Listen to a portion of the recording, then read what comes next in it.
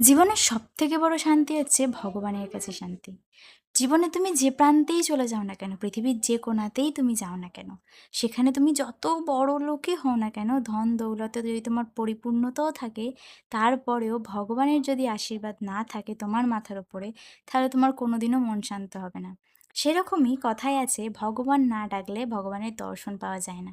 আমাদের বাড়ির পাশেরই মন্দির, কিন্তু সারাটা মাসে আমার বোধহয় সারাদিন সকালবেলা একবার করে জল ঢালতে যায়, তারপর থেকে যাওয়াই হয় না।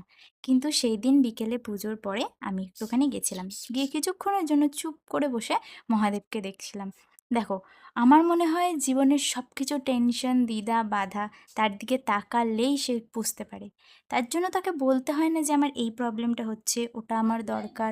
আমার তো মনে হয় যেটা যার দরকার ভগবানের দিকে তাকালেই ভগবান বুঝতে পারবে। তার জন্য মন প্রাণ খুলে হাত পা ছুঁড়ে ভগবানকে বলতে হবে না আমার এটা চাই, আমার এই সমস্যাটা হচ্ছে। ভগবান যদি সত্যিই তোমার উপর কৃপা করে, যেটুকু আছে সেটুকুতেই অনেক খুশি থাকো। ভগবান যেটুকু তোমার জীবনের দরকার শুধু সেটুকুই তোমাকে দেবে। এক্সট্রা নিয়ে জীবনে হবেটা কি? হ্যাঁ, চেষ্টা সবারই থাকে ভালোভাবে থাকার, ভালোভাবে বাঁচার। কিন্তু সেটুকুই পাবে যেটুকু ভগবান তোমাকে দিতে চায়। আর এখানেই সবথেকে বড় মানসিক শান্তি।